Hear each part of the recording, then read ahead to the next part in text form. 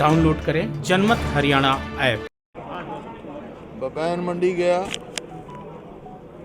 लाडवा मंडी गया, कुरुक्षेत्र की मंडी गया और करनाल की मंडी में आया। यहाँ पर मैंने किसानों से भी बात करी, आड़तियों से भी बात करी और मजदूरों से भी बात करी।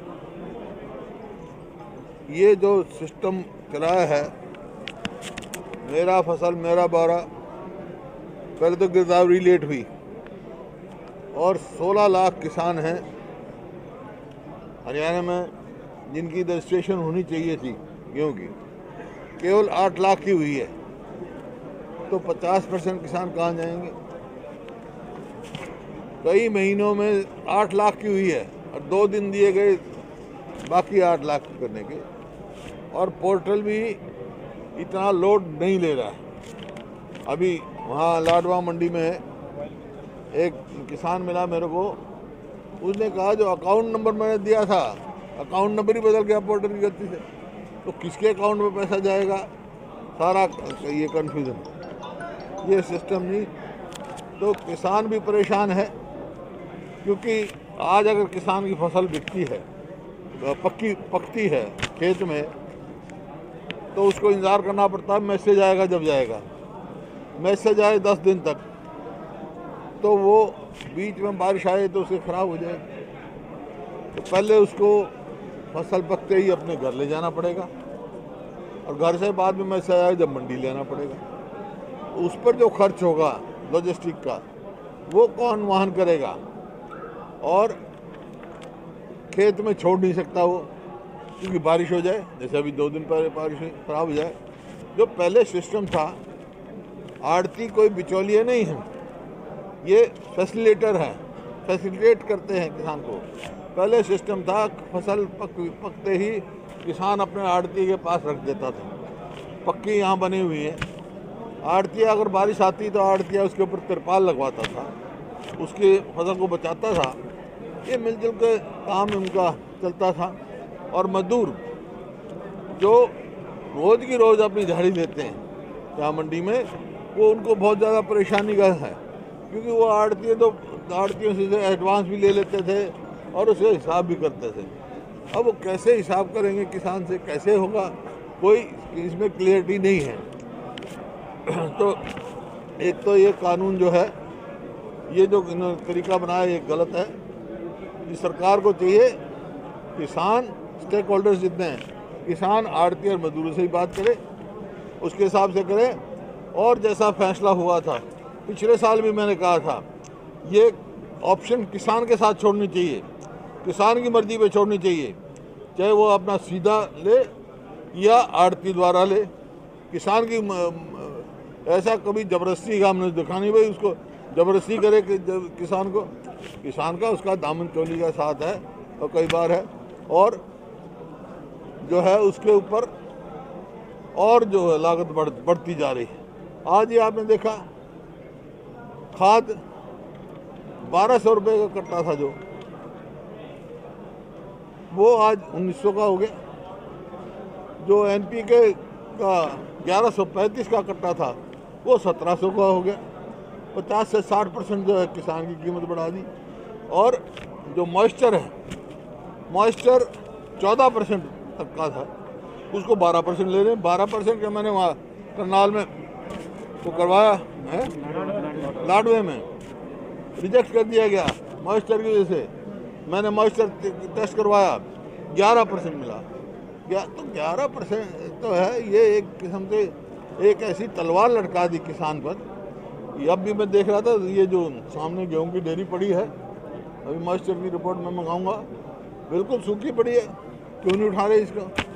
वायदा था इनका, जो इनके वायदे थे सारे खोखले निकल रहे हैं। आड़तियों की समस्या आपने सुन ली। पिछली बार जीरी में जो आड़त इनको मिलनी थी, जो ब्याज मिल रहा था, आज तक नहीं मिला इनको। और किसान का ये वायदा था भाई 48 घंटे में उसको पेमेंट मिल जाएगी। अब 3 तारीख से यहाँ उठान शुरू हो गया। वैसे तो 1 तारीख से होना था, 1 तारीख से कहा 1 तारीख से था, लेकिन 3 से शुरू करा, आज तक नहीं पेमेंट मिली किसान को। कब आई फार्म तैयार होगा, कब उसको पेमेंट मिलेगी, उसको ब्याज की जो वायदा किया है वो आया सरकार ब्याज देगी नहीं देगी। तो ये जो है इस सरकार को आत्म मंथन करके और तीनों का स्टेक होल्डर्स की बात करके इनका समाधान निकालना चाहिए, ताकि किसान की भी सुविधा हो, आढ़तियों की भी सुविधा हो और मजदूर को भी अपनी मजदूरी समय पर मिले। आज इसके वजह से तीनों, किसान भी, आढ़ती भी और मजदूर भी, तीनों जो है अलग अलग परेशान मंत्री अलग अलग दौरों पर जाकर वहाँ पर सभाएं कर रहे हैं, मुलाकात कर रहे हैं और वहाँ पर प्रदर्शन हो जाता है किसानों की तरफ से। किस तरीके से देखते हैं? देखिए, जहाँ प्रजातंत्र में विरोध करना, प्रदर्शन करना, अपनी आवाज़ उठाना, अब जैसे आरटीओ ने बात उठाई, ये उसका प्रजातांत्रिक अधिकार है।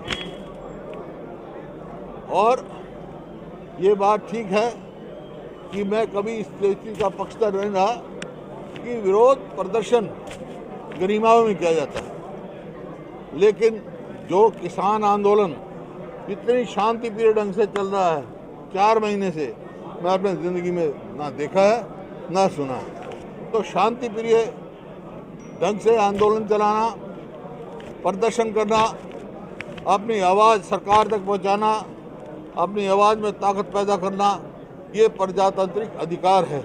इसको दबाया नहीं जा सकता। इसको ऊपर झूठे केस बना के या लाठी चला के ये दबाने वाली नहीं, चुनी हुई सरकार है ये।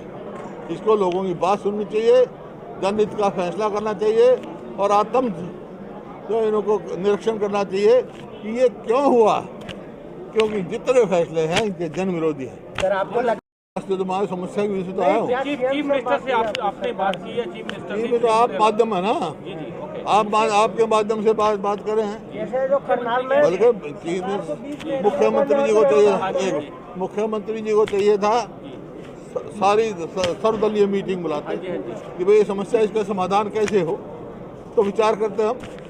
तो अब आप हमारा तो उनकी तक पहुँचाने का आपका ही माध्यम है, आपके माध्यम से बात जानी चाहिए। और जो आज खाद की कीमत बढ़ी है वो तुरंत सरकार को वापस लेनी चाहिए, जो इमीडिएट रोल बैक। और जो बिजली की 2 महीने की गारंटी, जो उन्होंने कहा 2 महीने की जो बिल है उसकी गारंटी नॉन रिफंडेबल, ऐसे ऐसे फैसले जो किसान के ऊपर बोझ बनने। आज आप देख रहे हैं डीजल का क्या भाव हो रहा है, खाद का बढ़ रहा है, हर हिसाब से बिजली के उसमें लगा दिया, तो लागत तो बढ़ रही है किसान की जबरदस्त तरीके से। और वो खाली किसान के पे मार नहीं, वो आम आदमी पे महंगाई इतनी बढ़ हो जाएगी कि आम आदमी का जीना दुर्लभ हो जाएगा। जी आपको लगता है कि अगर सेंटर आप वन बाई वन जी आपको के माध्यम से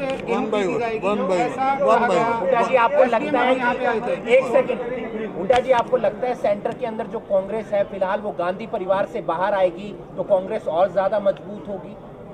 गांधी परिवार, गांधी हमारे नेता हैं, सोनिया गांधी हमारी नेता है, प्रधान है हमारी।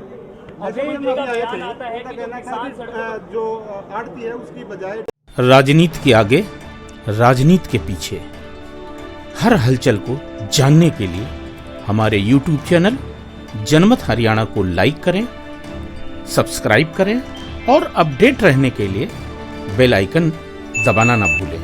देखते रहें जनमत हरियाणा, सच के अलावा कुछ भी नहीं।